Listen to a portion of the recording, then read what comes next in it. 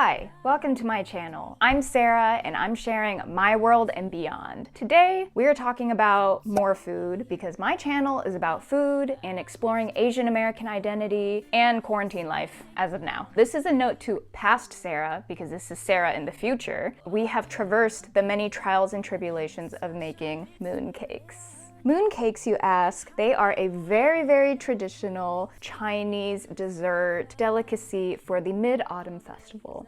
And Mid-Autumn Festival? I'm glad you asked. It is not Lunar New Year. Cue the food fact history.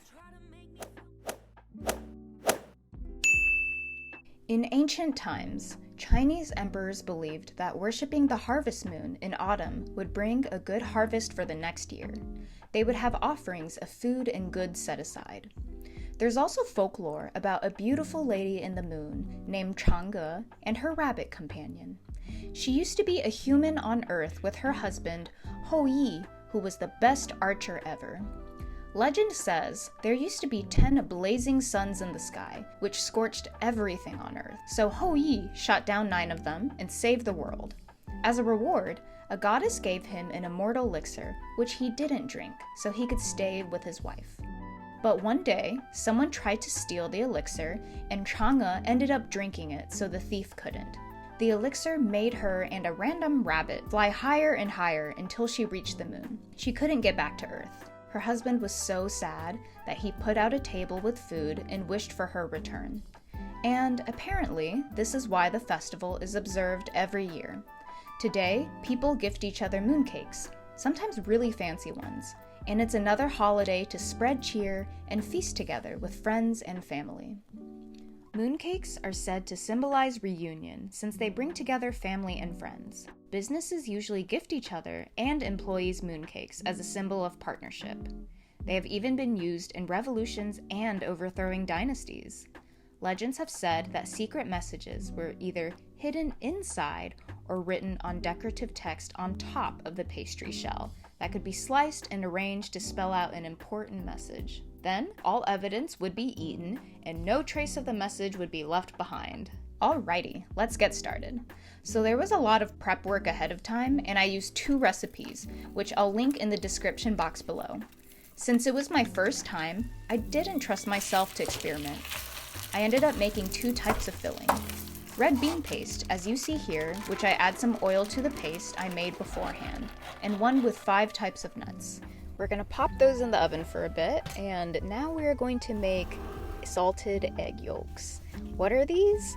Well, we're actually going to preserve and salt some egg yolks, and the traditional method takes about 21 days or 30 days. But we're just going to do the shortcut, and I'm going to salt the inside of the eggshells and make sure to spread that evenly as best as I can. And the eggshells are just really convenient to hold the egg yolks. Yep, and you carefully grab one out and then you pop it in there. And then we're going to salt it over and make sure we cover it. Although I think I salted it way too much. And then I added a little bit of brandy, or just some really high alcohol content. And alright, now we're gonna make the golden syrup. And this was really interesting to me, making syrup, adding lemon slices in it. It turned out like a really great sweetener. Watch it so that it doesn't burn.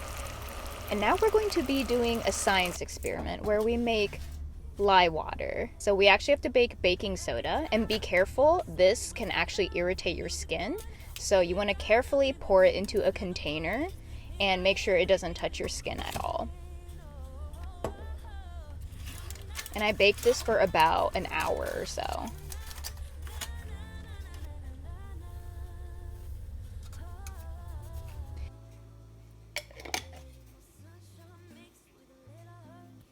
And now we're going to take glutinous rice flour, which is sticky and is different from regular rice flour, and we're actually going to cook it.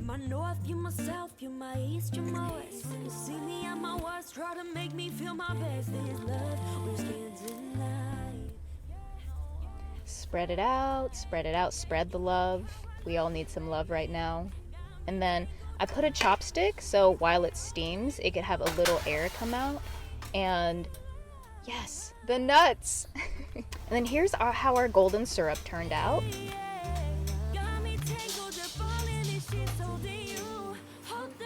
Ooh, look at that pour. It goes great in coffee or tea.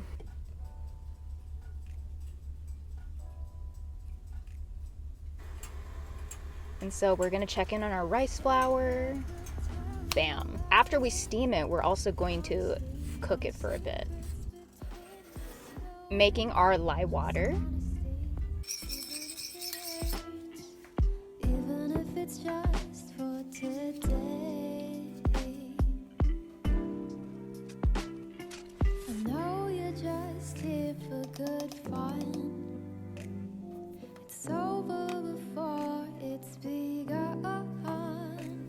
So don't let me fall for a figment of my. And so it's going to be a really interesting consistency. It kind of looks like cauliflower a little bit. And then so just pat it, and then you're going to want to chill it in some plastic wrap to make sure it doesn't lose moisture.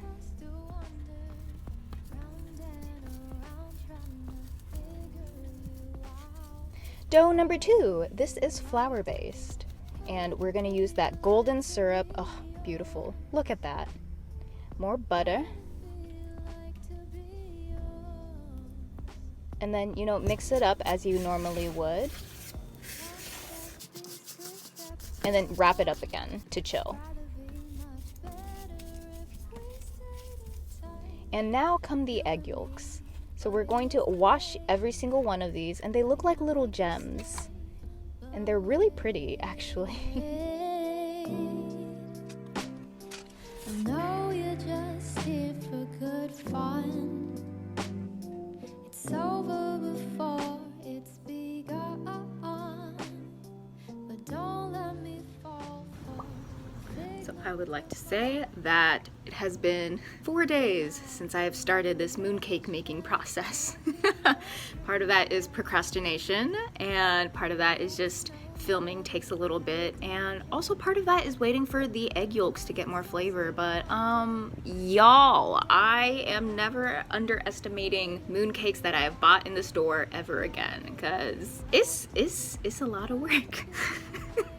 And if anything that is not canceled during this time for me, it'll be Mid-Autumn Festival and Halloween in quarantine, which I guess is now Halloween. Halloween? Bear with me. Mooncake process loading.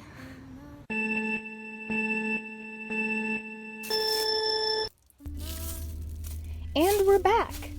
Welcome back. So we're gonna get our dough mixture with the rice flour, and it's actually the filling for the 5-nut recipe one. So we're actually gonna grind up those nuts that we baked, and then we're gonna mix that in with the rice flour mixture. And this creates just a nice filling that binds everything together to put inside the mooncake. And then this is our second dough. This was just regular flour, and we're actually going to divide it up into an even amount of pieces.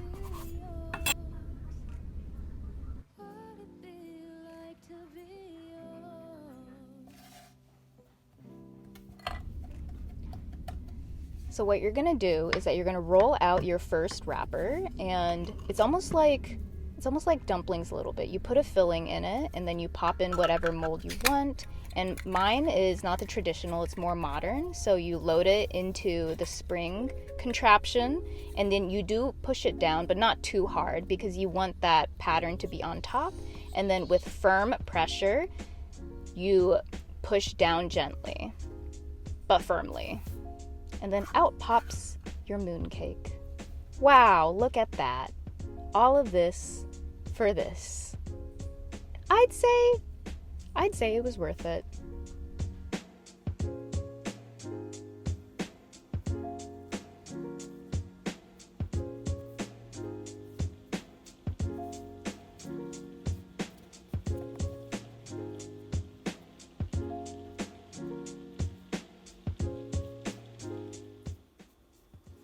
A debut from Jen from accounting.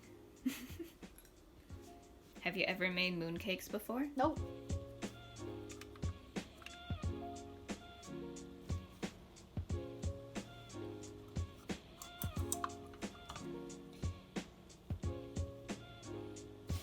So I just wanted to demonstrate a round one.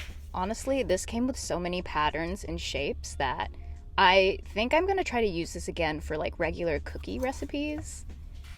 Cover each one with plastic wrap to make sure that the moisture isn't lost while you're waiting before you bake it. So you're kind of gonna wrap it like a dumpling a little bit. Just a little bit more on top. I'm gonna sandwich that guy a little bit.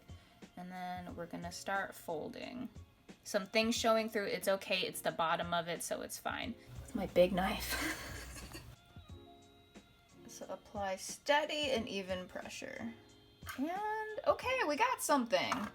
You can still kind of see some of the red bean, but it still has some of the, the pattern that we were looking for. So, you know what? It's all good. It's our first time doing this, so yay!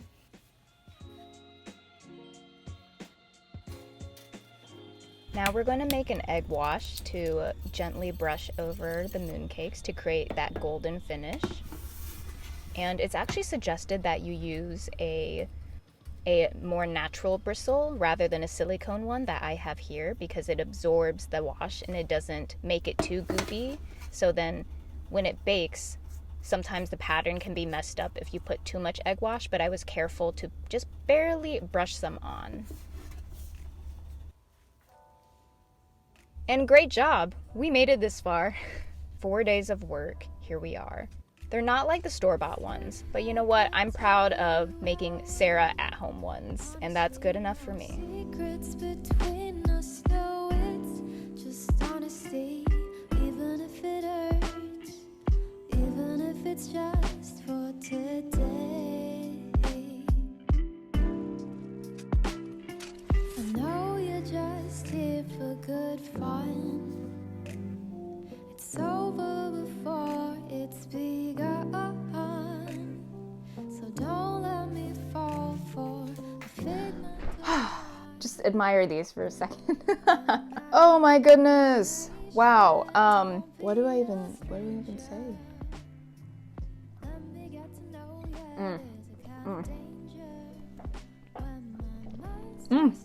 It's like buttery and crunchy and but it's not too sweet, which I love. I know that making something for the first time, especially something this technical, is pretty hard. Good job. Good job, me. I have learned many things through this process. I have learned about new ingredients, such as golden syrup and lye water. Also noted that I did overcook the mooncakes a little bit, so I will watch that next time, and I probably won't make my own red bean paste. I thought the red bean and the salted egg yolk was going to be my favorite, but it turns out that the 5-nut one actually ended up tasting better to me. I've really enjoyed hyping this holiday up a little bit because it's something to look forward to. I also learned more deeply about the tradition and the holiday, whereas growing up I would just go to the Asian store and just get a box of mooncakes, and now I know. I'm just really proud of myself because I feel like my home chef leveled up. Thanks for sticking around this long into the video. I hope you guys also have something to look forward to celebrate. See you guys next time. Bye! 我这组现在没看，我是怎么知道今天一早没反正我。他说今年就疫情闹的，哎，他都现在好多人都不关心这个，也不那个什么。他说年年。 This is a note to future Sarah, because this is Sarah in the future. Wait. Stranger, let me get to know ya. There's a kind of danger.